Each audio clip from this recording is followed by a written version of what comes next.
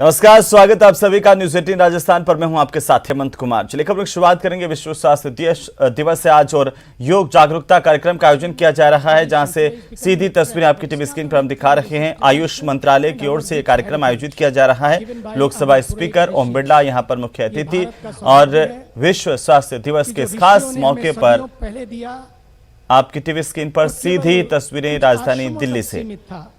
आज हमारे भारत के अमेजिंग राष्ट्र ऋषि, तपस्वी, यशस्वी और कर्मयोगी भारत के प्रधानमंत्री श्री नरेंद्र मोदी जी ने आज उसी योग को जन जन तक पहुंचा दिया।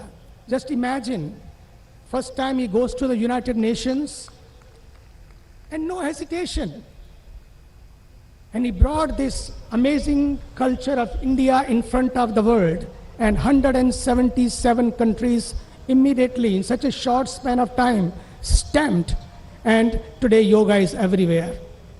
I was just in America few weeks ago. I could see even in Corona how yoga has benefited people not only in India, all over the world.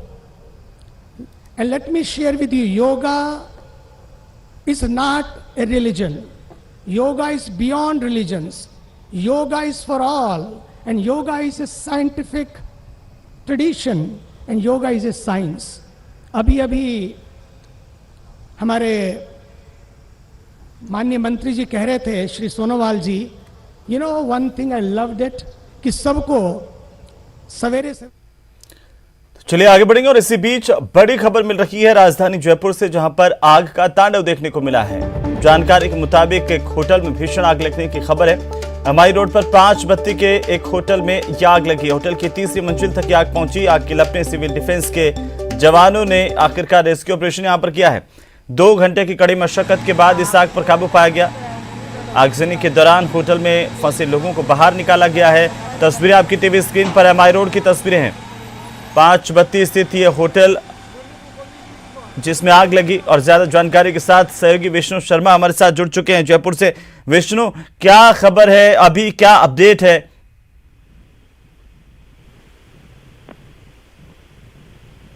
Vishnu, आप मुझे सुन पा रहे हैं? एक्सक्लूसिव तस्वीरें अपने दर्शकों को हम दिखा दें। न्यूज 18 राजस्थान पर सबसे पहले, सबसे तेज ये एक्सक्लूसिव तस्वीरें आप देख पा रहे हैं।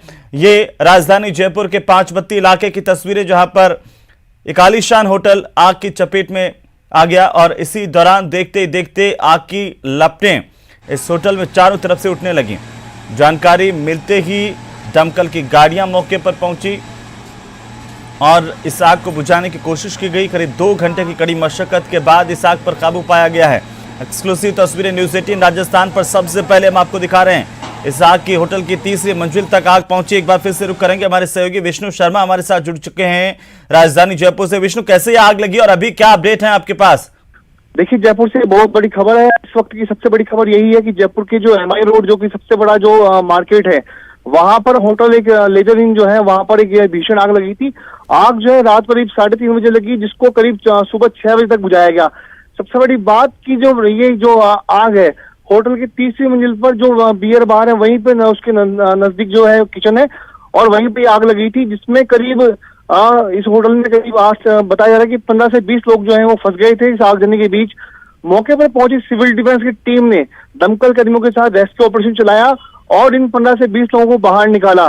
देखिए, ये जो आग लगी है, इसके पीछे अभी जो है वजह सामने नहीं आ सकी, लेकिन जो ये आग थी कुछ ही मिनटों में पूरे होटल में फैल गई, और जो उसकी लपटें थी आप देख सकते हैं कि कितने तेजी से जो है उठ रही थी।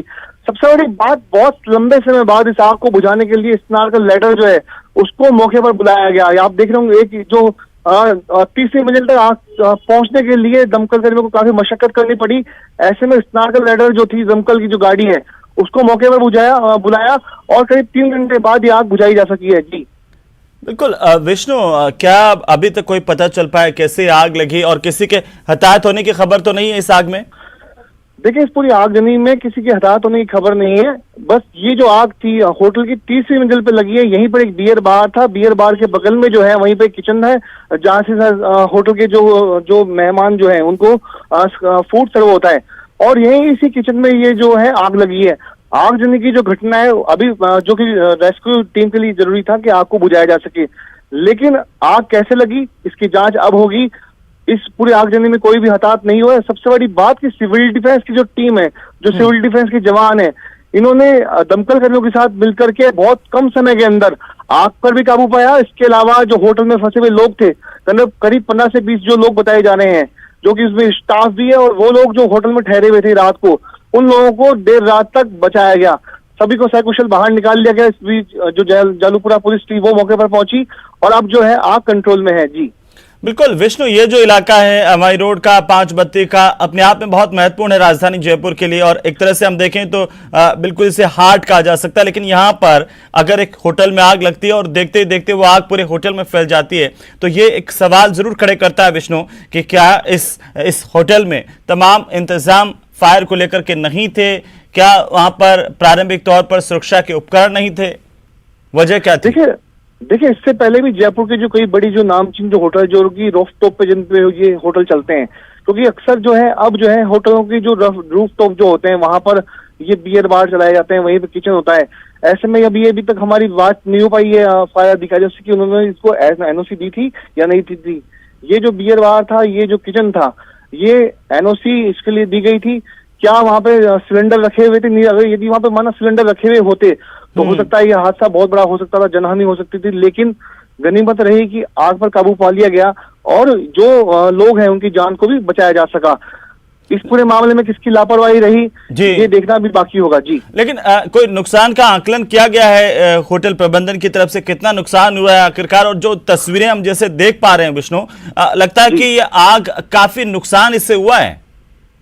देखिए आग से बहुत भारी नुकसान हुआ है, क्योंकि भीषण आग की लपटें वहां पे उठी है और पूरा जो फर्नीचर था, एक्चुअली पूरे होटल में जो है ऊपर की तरफ जो है फर्नीचर वगैरह थे, ऐसे में आग बहुत तेजी से फैली। लेकिन अभी तक ये साफ नहीं हो सका ये नुकसान कितना है, लेकिन ये नुकसान लाखों रुपए में माना जा सकता है और अब जो है दमकल विभाग जो है उसकी पड़ताल करेगा। जी विष्णु, ये एक बार फिर से अपने दर्शकों को हम बताना चाहते हैं कि आखिरकार कब ये आग लगी थी, किस वक्त, और इसके बाद कितने घंटे का समय इस आग को बुझाने में लगा दमकल को? देखिए एमआई रोड पर मैं आपको बता दूं, एमआई रोड पर 5 बत्ती के बाद सुबह करीब 3:30 बजे होटल लेजर इन जो है वहां पर रात को आग लगने की सूचना मिलती। इस पर दमकल विभाग और सिविल डिफेंस की टीमें मौके पर पहुंची, पुलिस मौके पर पहुंची। जब वहां आग की लपटें उठ रही थी तब बताया गया कि होटल में लोग भी फंसे हुए हैं। इसी होटल में लोग कमरों में ठहरे हुए थे, यहीं पर जो कर्मचारी थे वे भी वहीं रहते थे। ऐसे में आग ऊपर 3री मंजिल तक पहुंचना बहुत मुश्किल था। ऐसे में स्नार्कल लैडर गाड़ी को बुलाया गया, उसकी मदद से आग पर काबू पाया गया। इसके बाद सिविल डिफेंस की टीम और दमकल कर्मी जो है होटल के नीचे वाले जो ग्राउंड फ्लोर से अंदर की तरफ घुसे, लोगों को बाहर निकाला और करीब 2 घंटे बाद 3 घंटे बाद आग पर काबू पाया जा सका। जी एग्जैक्ट अगर इसकी लोकेशन की बात करें विष्णु, तो क्या ये होटल जो है 5 बत्ती से अगर अजमेरी गेट की तरफ चलते हैं तो लेफ्ट साइड के अंदर जो होटल है वो है? जी ये जो होटल है एमआई रोड से ये पर अजमेरी गेट की तरफ चलेंगे तो लेफ्ट साइड के ऊपर ये होटल आएगी जी, और काफी बड़ा होटल है, काफी लोग जो है और इसके ऊपर का जो रूफटॉप है बहुत अच्छे करीने से सजाया गया था, वो अब पूरी तरह से मुझे लगता है कि तहस नहस हो गया है। देखिए बिल्कुल, ये जो तो फर्नीचर वहां पे काफी था और सबसे बड़ी बात मैं आपसे वही कह रहा हूँ कि सिलेंडर वहां नहीं थे, क्योंकि गैस की सप्लाई पाइपलाइन के जरिए होती है। ऐसे में ये आग वहीं पर फैल के रह गई। अगर सिलेंडर में ब्लास्ट होता तो काफी बड़ा हादसा हो सकता था, काफी लोगों की जान यहाँ पे जा सकती थी। लेकिन अच्छी बात यही है कि केवल आग ही बनकर रह गई, लोगों की जान इसमें नहीं गई। सिविल डिफेंस की टीम और दमकल कर्मियों ने पुलिस के कर्मियों के साथ मिलकर के लोगों को बाहर निकाला और इस आग को पर काबू पाया जा सका। ये सबसे बड़ी बात है। एक और सवाल विष्णु हम जानना चाहते हैं दरअसल कि ये जो रूफटॉप पर पूरी तरह से आग लगी थी वो क्या नीचे के कमरों तक भी फैली है? वहां पर भी नुकसान हुआ है, बाकी फ्लोर पर भी? देखिए आपको बता दें कि जो आग है वो रूफटॉप तक ही फैल के रह गई, लेकिन इसका जो धुआं था वो बहुत तेजी के साथ में जो नीचे होटल के जो नीचे का जो कंपाउंड था, जो कमरे थे वहां तक पहुंच गया। ऐसे में जो लोग थे, अब चूंकि रात के 3:30 बजे का वक्त था, होटल में मौजूद जो लोग हैं वो सभी लोग सो रहे थे। ऐसे में जब धुआं फैला, आग की लपटें उठी, उससे गर्माहट जब हुई तब लोगों में घबराहट फैल गई, दहशत फैल गई, अफरा तफरी का माहौल हो गया और वहां भगदड़ मच गई। लेकिन सिविल डिफेंस की टीम ने, लोगों ने मिलकर के वहां रेस्क्यू ऑपरेशन चलाया। और बिल्कुल विष्णु, चलिए बहुत बहुत शुक्रिया तमाम जानकारी के लिए।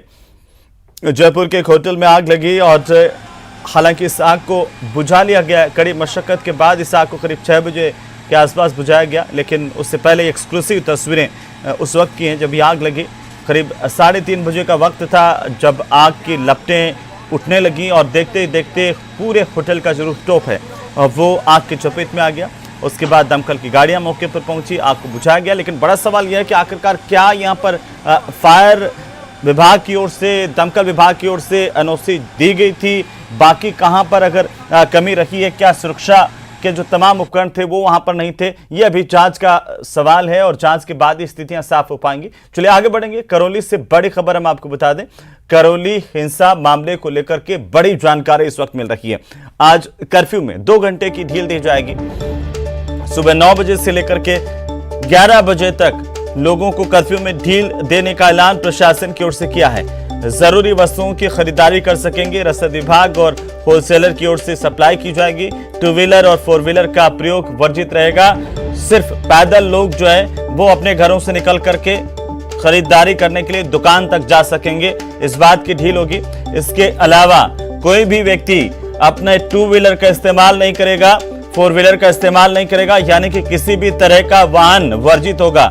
साइकिल को छूट हो सकती है और इसको लेकर के अभी तमाम जो गाइडलाइन है वो जारी की गई है। प्रशासन की ओर से, पुलिस की ओर से तमाम सतर्कता बरती जा रही है और सुबह 9 बजे से लेकर के 11 बजे तक कर्फ्यू में छूट देने की घोषणा प्रशासन की ओर से की गई है।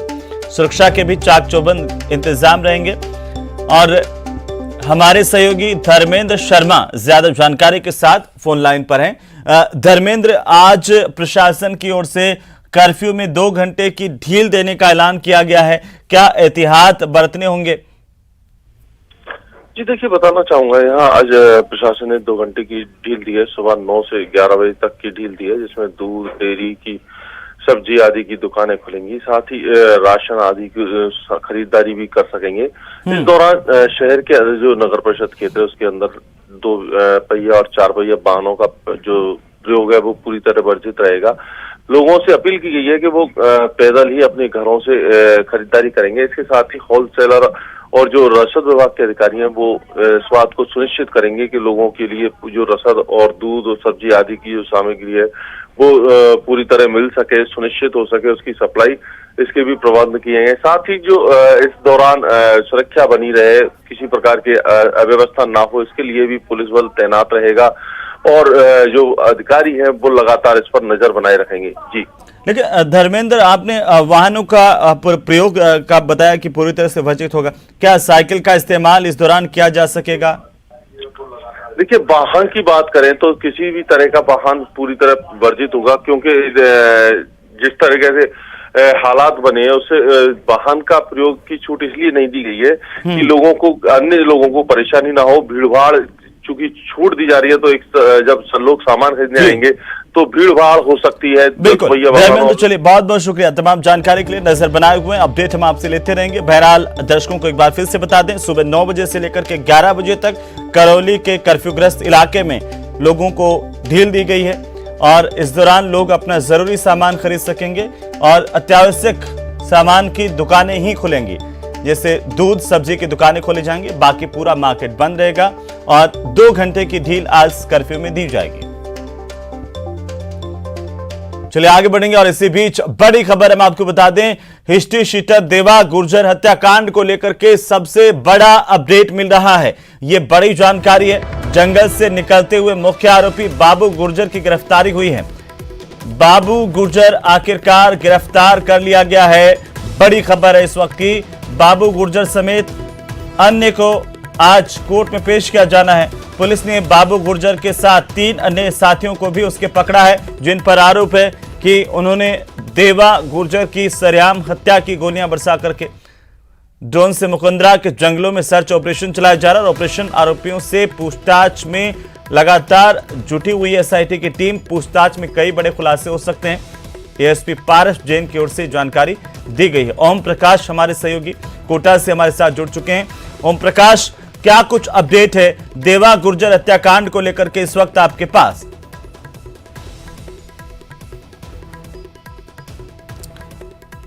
तो चलिए बड़ी खबर एक बार फिर से अपने दर्शकों को हम बता दें, हिस्ट्री शीटर देवा गुर्जर हत्याकांड को लेकर के बड़ी जानकारी इस वक्त सामने आ रही है और ज्यादा जानकारी के साथ एक बार फिर से रुख करेंगे हमारे सहयोगी ओम प्रकाश का, कोटा से हमारे साथ फोन लाइन पर हैं। ओम प्रकाश, क्या कुछ अपडेट इस पूरे मामले पर? जी, जो मुख्य आरोपी है बाबू गुर्जर, जो देवा गुर्जर हत्याकांड का मुख्य आरोपी है, उनका दोस्त भी रहा है, उनको और उनके साथियों को जो देर शाम को कनवास थाना पुलिस ने एमपी से सटे इलाकों से वापस घूमते हुए वहां नाकाबंदी के दौरान जो गिरफ्तार किया था, उनको आज कड़ी सुरक्षा के बीच कोर्ट में पेश किया जाना है। हालांकि पुलिस का कहना है कि इसको देर रात अभी तक गिरफ्तारी की पुष्टि पुलिस ने नहीं की है, हालांकि पकड़ लिया है, लेकिन बड़ी बात यह है कि इनके साथ 3 अन्य आरोपी भी पुलिस के गिरफ्त में आ चुके हैं। तमाम आरोपियों को कड़ी सुरक्षा के बीच पुलिस के भारी जाब्ते के साथ कोर्ट में पेश करना एक पुलिस के लिए बड़ी चुनौती है, क्योंकि देवा गुर्जर हत्याकांड के बाद में न केवल कोटा बल्कि राउतपाटा, चित्तौड़गढ़ सहित कई ग्रामीण इलाकों में भी न केवल उपद्रव हुए, बवाल हुए, हंगामा प्रदर्शन, नारेबाजी, बस में तोड़फोड़ वगैरह वगैरह की जितनी घटना है, उसके बाद में पुलिस पूरी पल पल की निगरानी रखे हुए हैं और इस तरह के हालात नहीं बने, इसके लिए पुलिस का भारी जाब्ता जगह जगह तैनात किया गया। बड़ी बात इसमें यह कही जा सकती है कि अभी भी जो जंगल है वहाँ कनवास, खातोली और एमपी से सटे सुदूर अंचल तक के बिल्कुल ओम, बहुत बहुत शुक्रिया तमाम जानकारी के लिए। न्यूज 18 राजस्थान ने सबसे पहले बताया था देवा गुर्जर हत्याकांड का मुख्य आरोपी गिरफ्तार कर लिया गया, हालांकि पुष्टि होनी पुलिस की तरफ से आधिकारिक तौर पर बाकी है। और फिलहाल हम आपको सीधे लिए चलते हैं दिल्ली, जहां पर लोकसभा अध्यक्ष ओम बिरला संबोधित कर रहे हैं, सुनते क्या करें। भारत के प्रधानमंत्री माननीय नरेंद्र मोदी जी ने 2014 में संयुक्त राष्ट्र महासभा में एक प्रस्ताव रखा, एक पहल की, और उनकी पहल पर आज दुनिया के अधिकतम देशों के अंदर अंतर्राष्ट्रीय योग दिवस मनाया जाता है। योग इस विश्वव्यापी स्वीकृति बनने की पहल में माननीय प्रधानमंत्री जी का बहुत बड़ा योगदान है। आज भारत की संस्कृति, भारत की जीवन शैली, भारत का आध्यात्मिक और भारत की प्राकृतिक चिकित्सा पद्धति दुनिया के अंदर फैल रही है। योग भारत के लिए कोई नई अवधारणा नहीं है। योग हमारी प्राचीनतम काल में, हमारी संस्कृति में, हमारे व्यवहार में, हमारे आचरण में, हमारे संस्कृति के सबसे नजदीक योग हमेशा रहा है। श्री भगवद गीता में भगवान श्री कृष्ण ने योग का विस्तार से वर्णन किया था। भगवान श्री कृष्ण ने कहा था, योग कर्मसु कौशलम, अर्थात कार्य की कुशलता को करना ही योग है। गीता में 3 प्रकार के योग, ज्ञान योग, भक्ति योग और कर्म योग का सुंदर संदेश आज भी दुनिया के अंदर हमको संदेश देता है, दिशा देता है। हमारे उपनिषदों में योग का वर्णन है। महर्षि व्यास जी ने योग समाधि को बताया और भगवद गीता से लेकर महर्षि पतंजलि ने योग सूत्र और योग में भारत की सम्मति संस्कृति का एक दर्शन दिया। मित्रों, योग मानसिक और शारीरिक रूप से तो महत्वपूर्ण है सही, लेकिन योग हमारे जीवन में आध्यात्मिक और सामाजिक रूप से भी विशेष महत्व रखता है। और इसीलिए हमारे बड़े बुजुर्ग कहते हैं, और आज जब 75 साल हो गए आज़ादी को, हम समझने लगे, देश को बताने लगे, दुनिया को बताने लगे कि रोग के पहले उसका उपचार आवश्यक है। और उपचार के अंदर अगर सबसे उपयुक्त जीवन पद्धति और जीवन शैली है तो योग और प्राकृतिक चिकित्सा है। और इसीलिए आज दुनिया ने हमारी इस प्राचीन संस्कृति को अपनाया है। मैं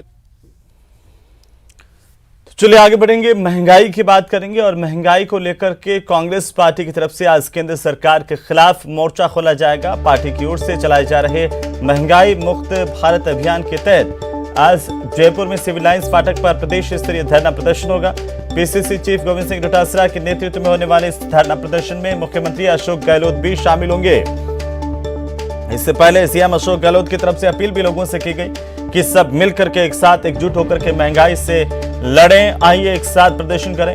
वहीं मंत्री, विधायक और विधायक प्रत्याशी, पार्टी पदाधिकारी, बोर्ड, निगम, आयोगों के अध्यक्ष और अग्रिम संगठनों के अध्यक्ष भी इस धरने में शामिल होंगे। खासतौर पर पेट्रोल, डीजल और रसोई गैस के बढ़ते दामों को लेकर पार्टी की ओर से 3 चरणों में देशव्यापी अभियान चलाया जा रहा है।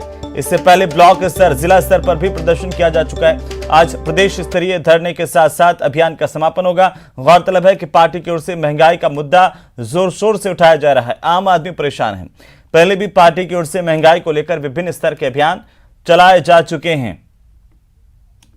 तो जी कर रही है प्रदर्शन पण बीजेपी आने सद्बुद्धि आवे जद ने आने सद्बुद्धि को आगे फर्क ही को नहीं पड़ रही है। कहीं के बिल्कुल नकटाई पर आ गया और इनके दिमाग में बैठ गई कि ये तो ऐसे ही चलेगा। और जिस ढंग से रोज रेट बढ़ा रहे हैं, इससे एक बात तो साबित हो गई कि बीजेपी ने तानाशाही के और ये मानकर चलना पाप की सारी हदें पार कर दी। इसीलिए लगातार आज भी रेट बढ़ी है पेट्रोल डीजल की।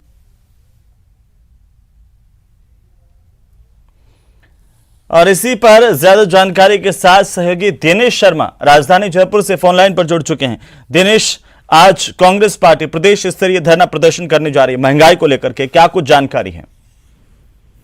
बिल्कुल हेमंत, देखिए बड़ा मुद्दा है महंगाई पूरे देश के सामने और खासतौर से आम लोगों से जुड़ा हुआ ये मुद्दा है। कांग्रेस लगातार पुरजोर तरीके से इस मुद्दे को उठा रही है और आज भी मोर्चा खोला जाएगा केंद्र सरकार के खिलाफ। खासतौर से जिस तरीके से लगातार रसोई गैस और पेट्रोल डीजल के दाम बढ़ाए जा रहे हैं, उसे लेकर आक्रोश है। तो कांग्रेस देशव्यापी आंदोलन चला रही है, महंगाई मुक्त भारत अभियान। उसी के तहत कार्यक्रम किए जा रहे हैं हर स्तर पर। पहले ब्लॉक स्तर पर प्रदर्शन हुए, उसके बाद जिला स्तर पर प्रदर्शन हुए और आज प्रदेश स्तर पर बड़ा प्रदर्शन कांग्रेस की ओर से। और सिविल लाइंस फाटक पर सुबह 10 बजे से कांग्रेसी जुटेंगे। मुख्यमंत्री अशोक गहलोत भी शामिल होंगे। पीसीसी चीफ गोविंद सिंह डोटासरा के नेतृत्व में प्रदर्शन होगा, जिसमें पार्टी के सभी जो विधायक हैं, विधायक प्रत्याशी हैं, इसके साथ ही राज्य सरकार के मंत्री हैं, सभी बोर्ड, निगम, आयोगों के अध्यक्ष हैं, वो सब शामिल होंगे। इसके साथ ही राष्ट्रीय प्रवक्ता मोहन प्रकाश भी इस धरने में शामिल होंगे। तो एक बड़ा संदेश देने की यहाँ से कोशिश है कि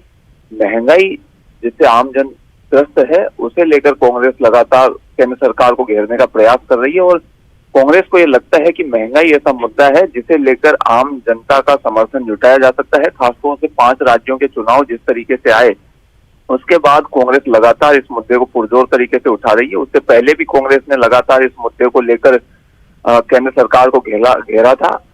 अलग अलग स्तर पर पहले भी कार्यक्रम चलाए थे कांग्रेस ने, कई तरह के अभियान हुए, सोशल मीडिया के जरिए भी अभियान चलाया गया, कई बार धरना प्रदर्शन हुए और लगातार इस मुद्दे को लेकर मोर्चा केंद्र सरकार के खिलाफ खोला जा रहा है। और आम जनता से जुड़ा हुआ क्योंकि ये मुद्दा है, तो कांग्रेस ये चाहती है कि पुरजोर तरीके से इस मुद्दे को उठाया जाए ताकि इस मुद्दे का राजनीतिक लाभ भी लिया जा सके आने वाले समय। क्योंकि 5 राज्यों के चुनाव नतीजे बहुत ज्यादा अच्छे नहीं रहे कांग्रेस के लिए, तो आने वाले दिनों में गुजरात में चुनाव होने हैं, अगले साल राजस्थान में भी चुनाव होने हैं। तो कांग्रेस को ये लगता है कि ये वो मुद्दे हैं जिनकी बदौलत कांग्रेस वापस आम लोगों में अपना विश्वास जमा सकती है और जिससे जो है।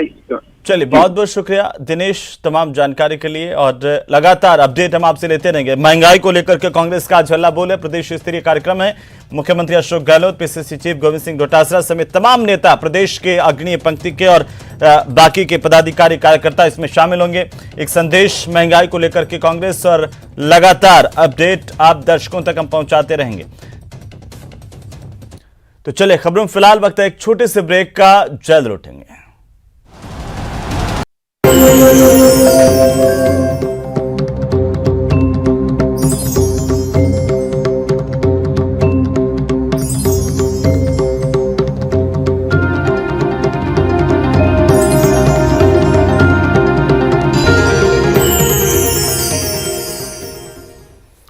चलिए ब्रेक के बाद एक बार फिर से आपका स्वागत और अब बात करेंगे नवरात्रा की। आज चैत्र नवरात्रि का 6ठा दिन है और आज मां दुर्गा के 6ठे स्वरूप की पूजा अर्चना की जा रही है। आप बता दें कि बड़ी संख्या में श्रद्धालु सुबह से ही मंदिर पहुंच रहे हैं और आज का दिन जो है वो खास है, माँ कात्यायनी की पूजा अर्चना का दौर। और इनका नाम कात्यायनी जो पड़ा, ये अपने आप में एक धार्मिक लोक कथाएं हैं कि जब तीनों लोकों में महिषासुर का अत्याचार बढ़ गया था, तब माँ दुर्गा कात्यायन ऋषि की पुत्री के रूप में प्रकट हुई और इस वजह से इनका नाम कात्यायनी पड़ा। इनको युद्ध की देवी माना जाता है। देवी कात्यायनी सिंह पर सवार होती हैं और इनके 4 भुजाएं हैं। ये अपनी एक भुजा में तलवार, एक भुजा में कमल धारण करती हैं, जबकि अन्य 2 भुजाएं वरद मुद्रा में होती हैं। सफ़ेद फूलों की माला इनके गले में देखी जा सकती है।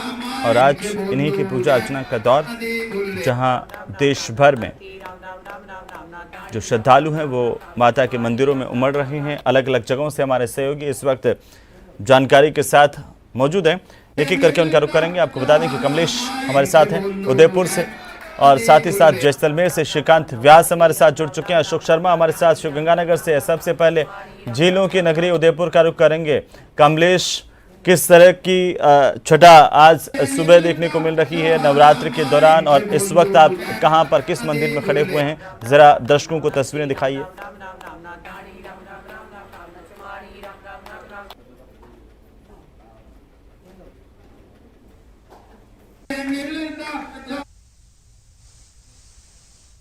यहाँ पर आज माता जी की छठे दिन पूजा अर्चना की जा रही है, और आज जो है कि माँ कात्यायनी जी की पूजा है, छठा दिन है।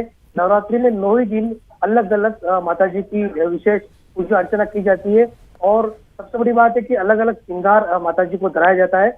इस समय हमारे साथ मौजूद है इस मंदिर के पुजारी जी, उनसे हम पूछेंगे कि किस तरह का इतिहास है मंदिर का और मंदिर में क्या विशेषता है। पुजारी जी, इस मंदिर की क्या विशेषता है और क्या इसका इतिहास है जी? मंदिर में 24 श्रद्धालु देश विदेश उदयपुर के संभाग से बल्कि यहाँ तक कोलकाता मद्रास के लिए आते हैं, जो अपने आस्था लेके आते हैं माता जी के पास, तो माँ उनकी सामने पूरी करती है। यहाँ तक नवरात्रि में तो हमें बाहर से भी टेलीफोन आता है, उनके श्रृंगार का सामान भी वहाँ से आदेश होता है। तो विदेश में जो बच्चे हैं वो भी उनका भी टेलीफोन आता है और उनका उत्तर जुड़े कोई देता है। मेरी लक्ष्मी जी तो जवाब देती है, उनको कहते हैं श्रृंगार करके फिर वो फोटो उनके पास भेज देता है। हर कामना मनोकामना माँ पूरी करती है। इसके लिए मेरा सगाई परिवार पूरा इनकी श्रद्धा में, मेरा पुत्र जिन्हें सगाई था वो सदा माँ का आशीष था। बिल्कुल कमलेश, आप हमारे साथ बने रहिए, मैं फिर से आपका रुख करूंगा, लेकिन बहरहाल अपने दर्शकों को हम झीलों की नगरी उदयपुर से सीधे लिए चलते हैं पश्चिमी राजस्थान की सरहद के जिले जैसलमेर पर, जहां पर जिला मुख्यालय पर मौजूद हैं हमारे सहयोगी श्रीकांत व्यास। श्रीकांत, जैसलमेर में किस तरह की नवरात्रा की छठा इस वक्त आप देख पा रहे हैं, और जरा तस्वीरें दिखाइए मंदिर की और बताइए कि कहां पर आप इस वक्त मौजूद हैं। जी, मैं इस वक्त जैसलमेर से करीब 5 किलोमीटर दूर स्वांग्या माता मंदिर में मौजूद हूँ, जो कि यहाँ के राज परिवार की भी कुल देवी है। और मैं तस्वीरें दिखाना चाहूंगा कि किस तरह से जो है नवरात्रा को लेकर अभी भी जैसलमेर में धूम देखने को मिल रही है। आज स्वांग्या माऊ में विशेष पूजा अर्चना रखी गई है, विशेष कार्यक्रम रखे गए हैं। सुबह से जो श्रद्धालु है वो दर्शन करने पहुंच गए हैं, पैदल यात्री भी जो है वो यहाँ पहुंचते हैं। कहीं ना कहीं सुबह से जो है वो भक्ति में माहौल जैसलमेर में देखने को मिल रहा है। वहीं मैं मंदिर के अंदर का भी दृश्य दिखाना चाहूंगा, जैसे कि आज कात्यायनी माता की पूजा होती है, तो उसी तरह जैसलमेर में उन्हीं के ही स्वरूप स्वांग्या माता की पूजा होती है। किस तरह से जो है उनके शस्त्रों की पूजा होती है, वैसे ही जैसलमेर में भी तलवार की पूजा होती है। अंदर की जो दृश्य है और सफेद पुष्प और जो पीले पुष्प चढ़ाने की जो परंपरा है वो भी यहाँ पर निभाई जाती है। अभी पुष्प जो है वो अर्जित किए जा रहे हैं। कुछ ही देर बाद यहाँ पर पूजा अर्चना और आरती का दौर जो है वो शुरू हो जाएगा। हमारे साथ यहाँ पर कुछ और लोग भी है जो यहीं पर जी बिल्कुल बिल्कुल बिल्कुल। और श्रीकांत, देख पा रहे हैं कि किस तरीके से आस्था जो है यहाँ पर लगातार, और यह बहुत अपने आप में धार्मिक लिहाज से बहुत प्रसिद्ध मंदिर है। बने रहिए हमारे साथ, और इस वक्त हम आपको सीधे लिए चलते हैं श्री गंगानगर, जहां पर अशोक शर्मा हमारे सहयोगी मौजूद हैं एक मंदिर में। अशोक, आज आप कहां पर, कौन से मंदिर में हैं, और जरा तस्वीरें दिखाते हुए जल्दी से बताइए हमें कि आस्था किस तरीके से यहां पर चरम पर देखने को मिल रही है। बिल्कुल हेमंत जी, मैं श्री गंगानगर जिला मुख्यालय के दुर्गा मंदिर पर मौजूद हूँ और अल सुबह से ही जैसा कि आज मां भगवती के छठे स्वरूप यानी कि मां कात्यायनी की पूजा अर्चना की जा रही है, तो देखिए अल सुबह से ही दुर्गा मंदिर में श्रद्धालुओं के आने का सिलसिला शुरू हो चुका है और श्रद्धालु मां भगवती के चरणों में अपनी मनोकामना पूर्ण करने की कामना को लेकर पुष्प और प्रसाद अर्पित कर रहे हैं। सबसे पहले मैं अपने दर्शकों को मां भगवती के दर्शन करा देता हूँ कि ये मां भगवती हैं श्री गंगानगर जिला मुख्यालय के दुर्गा मंदिर स्थित, जहां पर अल सुबह से श्रद्धालुओं का आने का सिलसिला आप देख पा रहे हैं। हमारे दर्शक भी देख पा रहे हैं कि किस तरह से श्रद्धालुओं का आने का सिलसिला जारी है और साथ ही साथ कुछ श्रद्धालु ध्यान करके भी लगाए हुए बैठे हुए हैं ताकि माता रानी के चरणों तक उनकी श्रद्धा पहुंच सके, उनकी अरदास पहुंच सके। हम यहाँ पंडित जी से भी बात करने का प्रयास करेंगे। पंडित जी, आज कौन सी माता का आज जो है छठे स्वरूप में माता कात्यायनी की पूजा अर्चना हो रही है और इनकी पूजा अर्चना करने से सारी मनोकामनाएं पूरी होती हैं। इनका नाम कात्यायनी क्यों पड़ा? ऋषि कात्यायन जी के घर इनका जन्म हुआ। उन्होंने तपस्या किया था पुत्री रूप में पाने के लिए, इसीलिए इनका नाम माता कात्यायनी पड़ा। माता कात्यायनी पड़ा। तो देखिए हेमंत जी बिल्कुल अशोक, चलिए बहुत बहुत शुक्रिया हमारे साथ जुड़ने के लिए और तमाम जानकारी के लिए। श्रीकांत, आपका भी बहुत शुक्रिया और कमलेश, आप भी जुड़े, आपका भी बहुत शुक्रिया। कुल मिलाकर के आज छठे स्वरूप की पूजा अर्चना का दौर लगातार देखने को मिल रहा है। नवरात्र का छठा दिन है और लगातार आस्था अपने चरम पर नजर आ रही है। बहरहाल मुझे अनुमति दीजिए, इस बुलेटिन में इतना ही। नमस्कार।